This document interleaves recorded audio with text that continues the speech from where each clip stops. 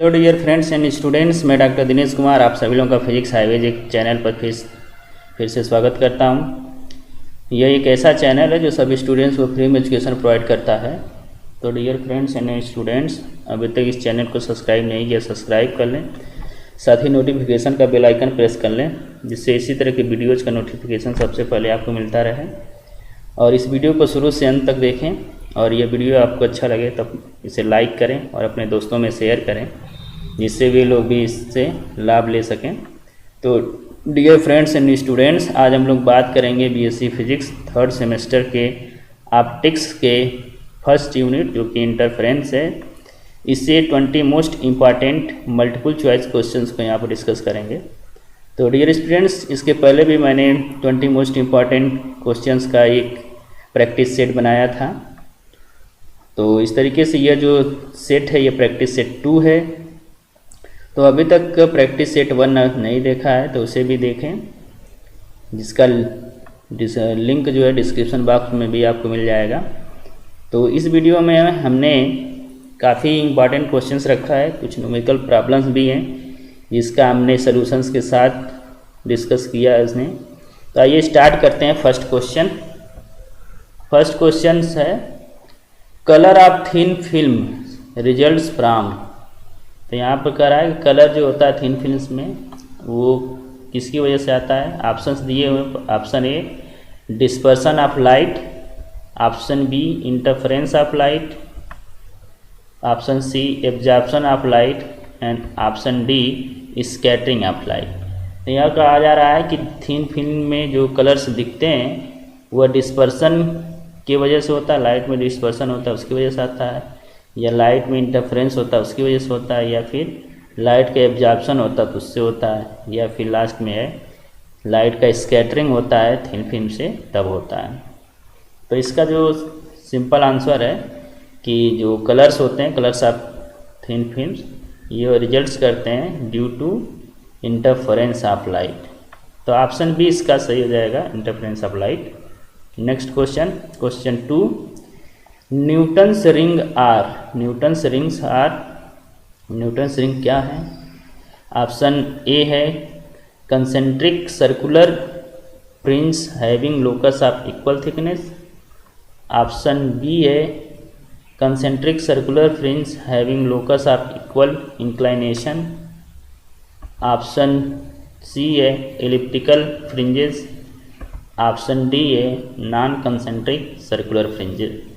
तो dear students, आप लोग जानते होंगे न्यूटन्स रिंग जो होती है कंसेंट्रिक सर्कुलर फ्रिंजेज होती हैं, जिनका लोकस जो होता है वो इक्वल थिकनेस का होता है। यानी ऑप्शन ए जो है इसका करेक्ट आंसर है, that is Newton's rings are concentric circular fringes having locus of equal thickness होता है। आते हैं next question 3, The Newton's rings experiment, if plain glass plate is replaced by a plain mirror, then we have get। यहाँ कह रहा है कि Newton's जो रिंग है एक्सपेरिमेंट, इसमें प्लेन ग्लास की जगह पर हमने क्या कर दिया, मिरर रख दिया जाए, प्लेन मिरर, तो क्या होगा। ऑप्शंस हैं, option A bright fringes only, हमें केवल ब्राइट फ्रिंजेस मिलेंगी, या ऑप्शन बी है dark fringes only, option C है both dark and bright fringes only, and option D है यूनिफॉर्म इल्यूमिनेशन। तो डियर स्टूडेंट्स, यदि हम प्लेन ग्लास प्लेट की जगह पर यदि प्लेन मिरर रख देते हैं तो हमें जो है कि यूनिफॉर्म इल्यूमिनेशन मिलेगा, यानी ऑप्शन डी इसका जो होगा वो करेक्ट आंसर होगा। आइए देखते हैं next question 4, fringe width in Fresnel's biprism experiment increases when. तो यहाँ कहा जा रहा है कि जो फ्रिंज विड्थ है इन फ्रेजनल बाय प्रिज्म एक्सपेरिमेंट वह इंक्रीज कब करती है, ये हमें बताना है। ऑप्शंस दिए हुए, when separation between sources increases, source के बीच का सेपरेशन बढ़ता है यानी स्मॉल डी बढ़ता है, या फिर बी ऑप्शन है distance between source and screen increases, capital D बढ़ जाता है, इसका मतलब ये हुआ। ऑप्शन सी दिया हुआ है wavelength of light decreases, wavelength of light जब डिक्रीज होती है, या फिर ऑप्शन डी है none of the above.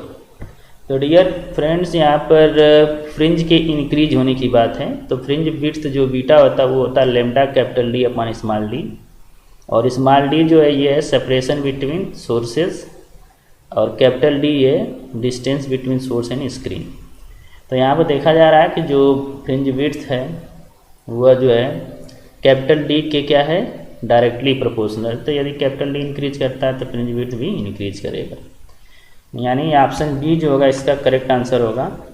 Distance between sources and screen increases and this that case fringe width increases. आइए देखते हैं next question, question 5। Light beam after reflection from N optically denser medium undergoes A phase change of. ये कह रहा है कि light beam जब reflection के बाद रिटर्न करती है किसी ऑप्टिकली डेंसर मीडियम से, तो उसके फेज में क्या चेंज आता है डेंसर मीडियम से रेयर टू डेंसर। तो ऑप्शंस दिए हुए हैं, option A pi, option B 0, option C π/2 और ऑप्शन डी 2 पाई। तो डियर स्टूडेंट्स, आप लोग जानते ही होंगे जब लाइट किसी रेयर मीडियम से डेंसर मीडियम पर इंसिडेंट होती है और डेंसर मीडियम से जब ये रिफ्लेक्ट होती है तो इसके फेज में जो है कि पाई का चेंज आता है, तो यानी ऑप्शन ए इसका जो है कि करेक्ट आंसर है। आइए देखते हैं next question, question 6। In Newton's ring arrangement in reflected light the centre is, या सेंटर मीन्स t = 0 इज। तो यहाँ पर जो है कि न्यूटन्स रिंग अरेंजमेंट जो कि रिफ्लेक्टेड लाइट सिस्टम में देखा जा रहा है, उसमें सेंटर पर क्या होगा ये हमें बताना है। ऑप्शंस दिए हैं ब्राइट, सेंटर जो होगा ब्राइट होगा, या ऑप्शन बी डार्क होगा, या फिर option C may be bright और डार्क, डार्क भी हो सकता है ब्राइट भी हो सकता है, या फिर ऑप्शन सी कलर्ड हो सकता है। तो डियर स्टूडेंट्स, यहाँ पर Newton's ring reflected light system में कहा जा रहा है, इसका जो पाथ डिफरेंस होता है वो 2μt का साथ -λ/2 होता है यहाँ पर, और t यहाँ पर 0 है तो फर्स्ट टर्म 0 हो जाएगा, तो पाथ डिफरेंस क्या आ जाएगा -λ/2 हो जाएगा। तो ये पाथ डिफरेंस λ/2 क्या डार्क के लिए होता है, इसलिए सेंटर जो होगा इसका क्या होगा डार्क होगा। ऑप्शन बी इसका क्या होगा राइट आंसर। आइए देखते हैं next question, question 7। In Newton's ring arrangement the light of wavelength lambda is used, the diameter of rings is proportional to.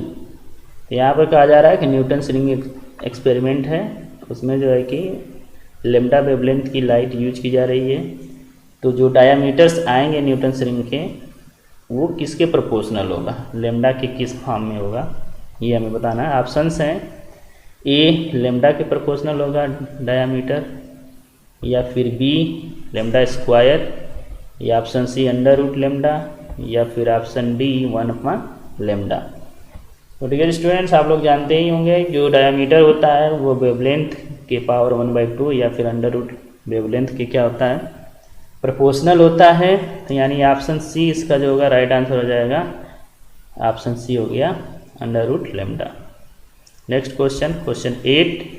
In Michelson interferometer with monochromatic light the central fringe is.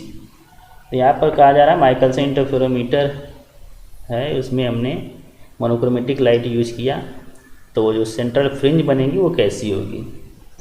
तो आइए देखते हैं options. Option A dark, option B bright, option C may be bright और डार्क, and option D white. तो ये options दिए हुए हैं। तो इंटरफेरेंस जो होता है माइकलसन इंटरफेरोमीटर में, उसमें जो लाइटें आती हैं वो रिफ्लेक्टेड सिस्टम से आती हैं, तो रिफ्लेक्टेड सिस्टम में जो होता है सेंट्रल जो फ्रिंज होती है वो डार्क बनती है, यानी ऑप्शन ए इसका क्या होगा राइट आंसर। आइए देखते हैं next question, question 9। In Michelson interferometer with monochromatic light when mirrors are exactly perpendicular the fringe are. तो यहाँ कहा जा रहा है कि माइकलसन इंटरफेरोमीटर जिसमें हम मोनोक्रोमेटिक लाइट सोर्स यूज कर रहे हैं, जब मिरर्स दोनों M1 और M2 क्या होते हैं, परपेंडिकुलर होते हैं, तो फ्रिंज क्या होती है, कैसी फ्रिंज होती है। ऑप्शंस दिए हैं, A straight line, option B circular, option C elliptical, option D curved. तो ये तीनों में से कैसी फ्रिंज बनेगी ये बताना है। तो डियर स्टूडेंट्स, आप लोग जानते ही होंगे, पढ़े होंगे थियरी में कि जब मिरर्स M1 और M2 एक दूसरे के एग्जैक्टली परपेंडिकुलर होते हैं तो हमें सर्कुलर रिंग मिलती है। तो यानी ऑप्शन बी जो होगा इसका राइट आंसर होगा। आइए देखते हैं next question, question 10। In Michelson interferometer the order of central fringe is. तो माइकलसन इंटरफेरोमीटर में सेंट्रल फ्रिंज का क्या आर्डर होता है, जो सेंटर में डार्क बनता है उसका क्या आर्डर है। तो ऑप्शंस दिए हुए मैक्सिमम आर्डर होता है, या बी है 0, या सी है 1, या फिर डी है 2। तो इसके ऑप्शंस जो होगा, सेंटर है, सेंटर में डार्क बन रहा है, तो इसका जो आर्डर होगा वो 0 होगा, यानी ऑप्शन बी इसका क्या होगा राइट आंसर। आइए देखते हैं question 11। The least count of the micrometer attached with Michelson interferometer is of the order of. तो यहाँ पर माइकलसन इंटरफेरोमीटर में एक माइक्रोमीटर लगा हुआ होता है, तो उसका लिस्ट काउंट कितना होता है ये हमें बताना है।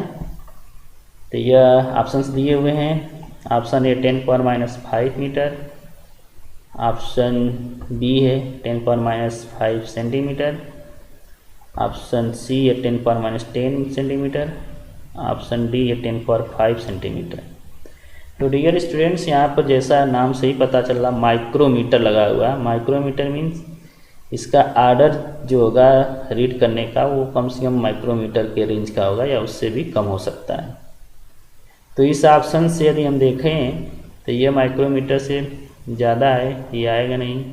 ये माइक्रोमीटर से बहुत ही कम है, ये भी नहीं आएगा। ये तो 1000 किलोमीटर हो गया है, तो आएगा ही नहीं। तो ये बचता ऑप्शन बी, जो कि माइक्रोमीटर के ही आर्डर का है। तो इसका ऑप्शन बी जो हो जाएगा, ये क्या हो जाएगा, करेक्ट हो जाएगा 10⁻⁵ सेंटीमीटर। आइए देखते हैं next question. In wedge shaped film of small angle of ways theta. तो वेज एंगल में जो वेज एंगल है वो थीटा जो है क्या है, काफ़ी स्मॉल है। And refractive index mu, refractive index यहाँ पर म्यू लिया जा रहा है। And normal incidence, the fringe width is, fringe width बताना है। यहाँ पर lambda is wavelength of light used. तो हमें जो है कि फ्रिंज विड्थ क्या आएगी वेज शेप्ड फिल्म में, ये हमें बताना है। ऑप्शन ए है λ/μ theta, option B λ/2 mu theta, और ऑप्शन सी है 2λ/μ थीटा, और ऑप्शन डी है μ/θ। तो इसका जो आंसर होगा, ये आंसर इसका ऑप्शन जो होगा ऑप्शन बी λ/2 म्यू थीटा। तो जो फ्रिंज विड्थ आती है वेज शेप फिल्म में वो जो है कि λ/2 म्यू थीटा होता है। आइए देखते हैं next question, question 13। Abrupt phase change of pi is introduced in reflected wave due to. तो जो अब्रप्ट फेज चेंज आता है पाई का रिफ्लेक्टेड वेव में, वो कैसे आता है, किसकी वजह से आता है। ऑप्शंस दिए हुए हैं, ब्रूस्टर्स लॉ के द्वारा आता है, या फिर ऑप्शन बी है लॉ ऑफ मैलस, या फिर ऑप्शन सी है स्टोक्स लॉ, या ऑप्शन डी है ब्रैग्स लॉ। तो डियर स्टूडेंट्स, इसका राइट आंसर है स्टोक्स लॉ, यानी ऑप्शन सी इसका सही है, स्टोक्स लॉ इसका आंसर होगा। आइए देखते हैं next question, question 14। Two coherent sources whose intensity ratio is 81:1, 81 और 1 का रेशियो है, produce interference fringes, ratio of maximum to minimum intensity of the fringe system is. तो यहाँ पर दो कोहेरेंट लाइट सोर्स हैं जिनकी इंटेंसिटी का रेशियो दिया हुआ 81:1, और हमें जो है इन दोनों का जब इंटरफेरेंस होगा तो मैक्सिमम इंटेंसिटी और मिनिमम इंटेंसिटी के बीच में क्या रेशियो आएगा ये हमें बताना है। ऑप्शंस दिए हुए हैं 9:1, ऑप्शन बी है 25 to 16, ऑप्शन सी है 16 to 25, ऑप्शन डी है 5 to 4। तो आइए देख लेते हैं इसको कैसे सॉल्व करेंगे। तो यहाँ दिया है I1/I2 = 81/1, और जो इंटेंसिटी होती है एम्पलीट्यूड का स्क्वायर होता है, तो A1/A2² सब मान लेंगे। यहाँ से A1/A2 आएगा 9/A, ये एक रेशियो आ गया कुछ, तो इसको हम लिख सकते हैं A1 = 9A और A2 = A लिख सकते हैं। तो Imax/Imin जो हो जाएगा, ये हो जाएगा A1 + A2² - A2²। फिर यहाँ से इसको रख देंगे A1 A2 की वैल्यू, इसको सॉल्व कर लेंगे, ये 25/16 हो जाएगा। तो इस तरीके से ऑप्शन सी जो होगा इसका क्या होगा, right answer, sorry option B जो होगा इसका राइट आंसर हो जाएगा 25 to 16। आइए देखते हैं next question, question 15। In Michelson interferometer, when sodium light is used, the movable mirror is to be moved through a distance of x meter for 2 successive positions of maximum distinctness.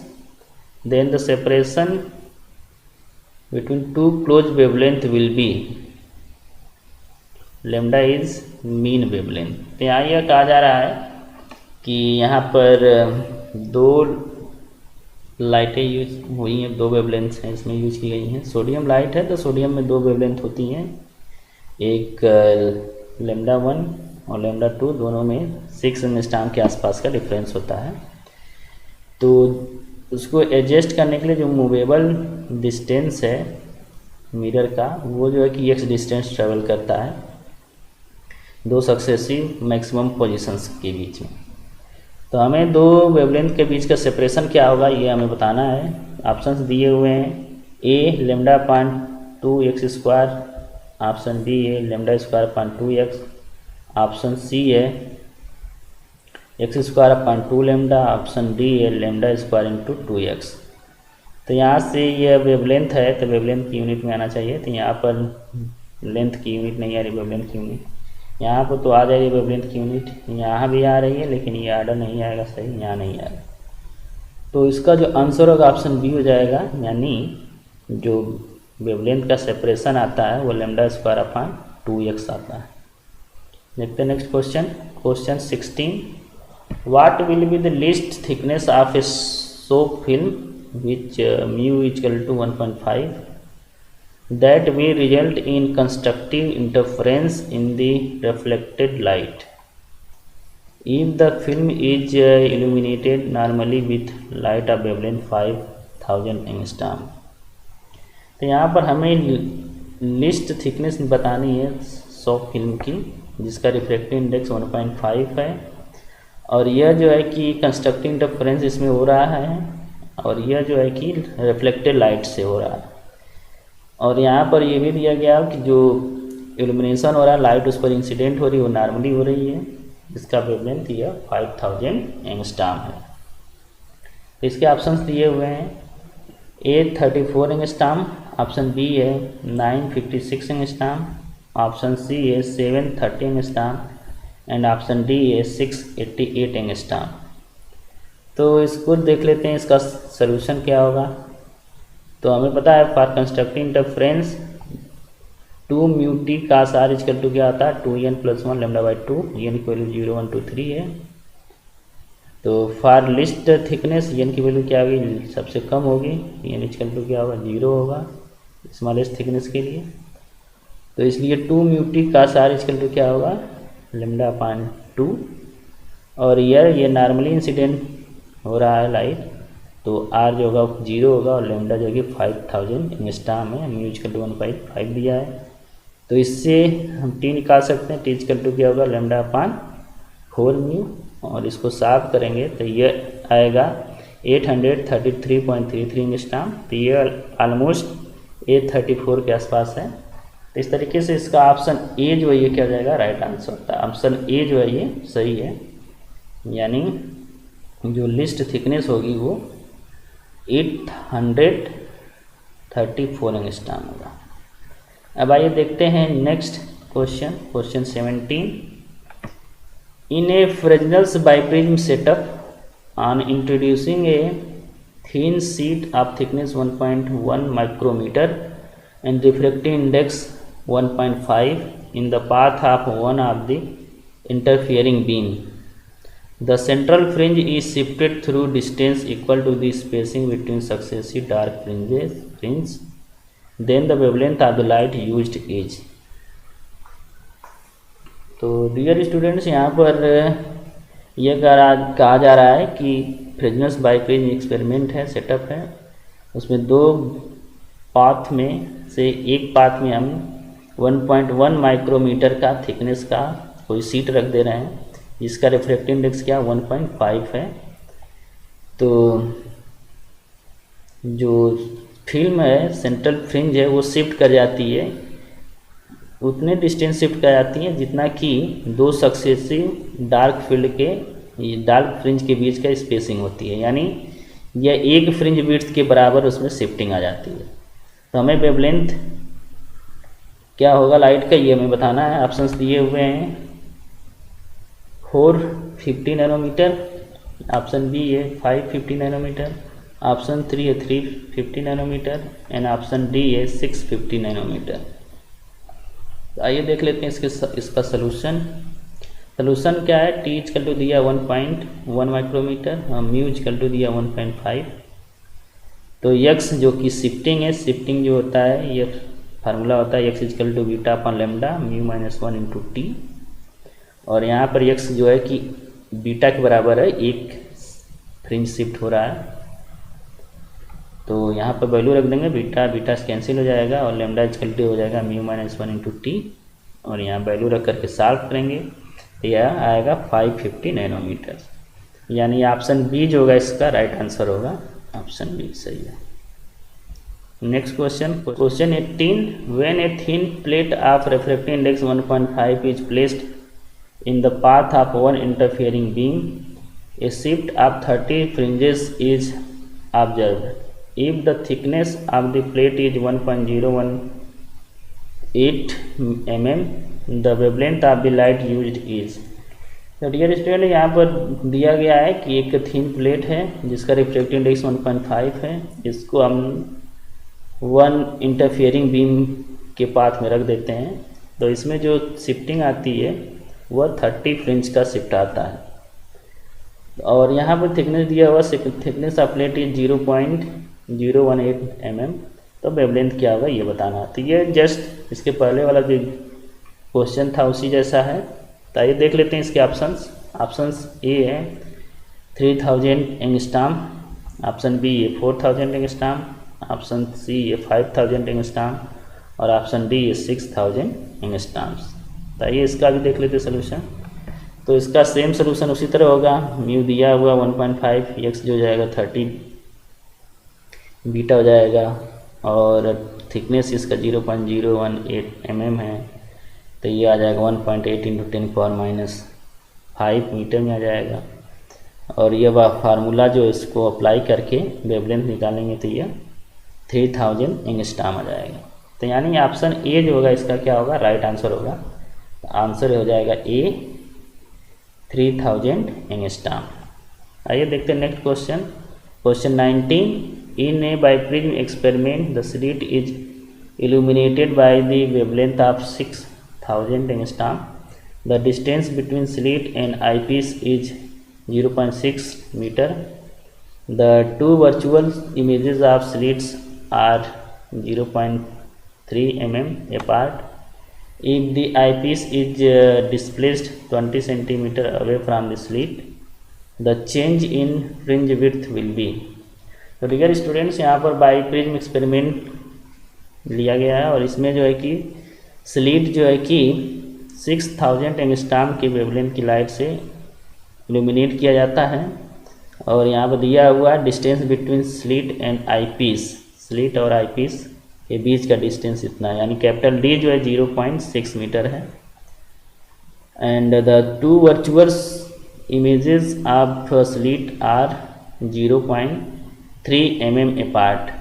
तो यहाँ पर S1 और S2 के बीच का distance दिया हुआ है.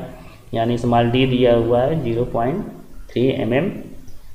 If the eyepiece is displaced 20 centimetre away from the slit, और यह कह रहा है कि फर्दर जो है कि हम क्या कर रहे हैं, जो आई पीस है उसको 20 सेंटीमीटर दूर कर दे रहे हैं स्लिट से, तो फ्रिंज विड्थ में क्या चेंज आएगा ये हमें बताना है।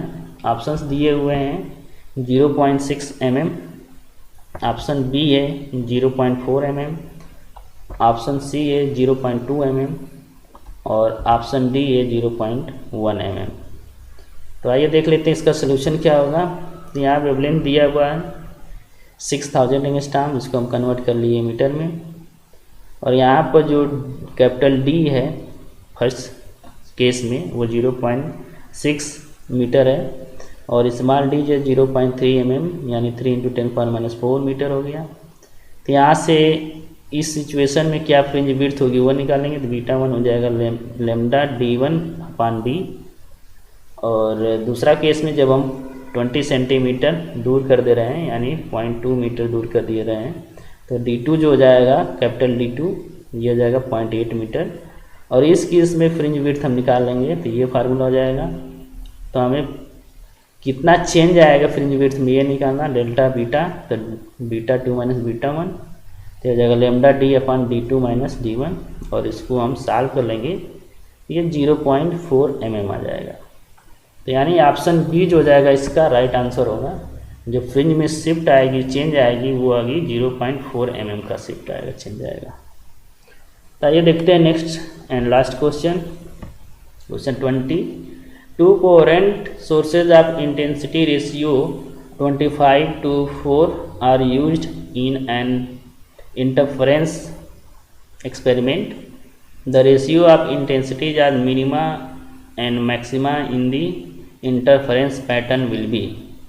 तो यहाँ दो कोहेरेंट लाइट सोर्स की इंटेंसिटी का रेशियो दिया हुआ है, और यहाँ मिनिमम इंटेंसिटी और मैक्सिमम इंटेंसिटी के बीच का रेशियो बताना है।